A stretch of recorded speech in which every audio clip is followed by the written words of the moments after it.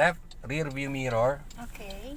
Left rear light nung Fortuner. Gamit natin yung rear view mirror. Igitna mo kay headrest natin sa likod. Sige nga. Pabante. Ayaw mabante. Habang naka-steady ang kaliwa, gagawa tayo ng 45 degrees angle. Okay. Clutch down mo ulit, ma'am. Alam mo ba't parang nahihirapan? Inaangat po yung clutch, pero hindi mo binibitawan yung brake. Magagalit yung engine mo. Angat mo yung clutch. Pag gusto mo huminto, clutch down mo ulit, tsaka brake. Kasi sobrang bagal, gapang-gapang lang tayo eh. O yan, hindi siya nanginginig. Abangan. Kasi ako baka mamaya. Abangan. Okay na.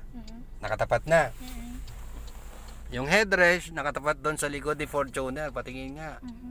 Ay, oo nga. Ayun o. Ito yun o. Okay. Yan yung 45 degrees mo. Ayon sa pagkakaupo mo. Sagad mo na may manibela mo sa right.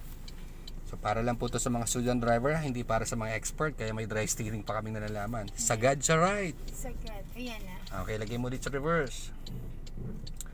Clutch down. Deep. Left. Atras tayo ngayon. Gamitan mo ng kaliwat kanang salamin. Mabagal lang na atras. Yan ang gusto ko, mabagal na atras. Clutch control lang gamit. Tingin kaliwat kanan, hindi lang isang side. Dalawang side po yung ating inalagaan dyan. Tatama ba si Fortuner? Hindi naman. Okay, stop mo sa part na to. Clutch and brake kapag humihinto.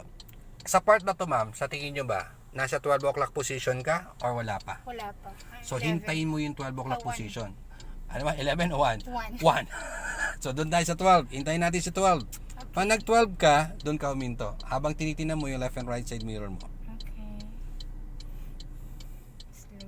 Slowly. Baka Slowly. naman ako. Check left and right, ha? Okay. Okay? Ngayon, ibalik sa straight. Kasi 12 o'clock na. Wala kang tatamaan sa gilid, wala kang tatamaan na Fortuner. Ilang beses mo binalik manibela? Tama ba ikot mo? Tatlo.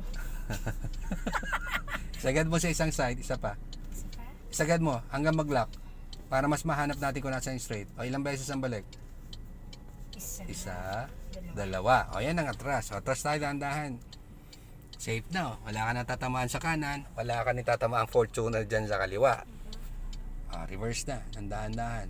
Itatapat lang natin yung buong sasakyan natin sa likod nitong Fortuner. Yung hood mo, tapat lang natin kay Fortuner. Yan ang clutch control na gusto ko. Yung mabagal lang inaangat yung clutch, mabagal din gumagalaw pa paatras. Pwede na. Okay, neutral for safety. Handbrake for stationary parking. Ano masasabi mo? May tinamama tayo. Ano nangyari? Huminga ka. Di ba lumayo ka na kanina lapit mo? Ngayon nagawa mo ng paraan. Tama lang din man ang distance natin sa katabi natin dito, di ba? So ganun na isa sa mga technique or tip ng reverse parking. Thank you, Lord. Lord, wala akong babayaran. Gasgas.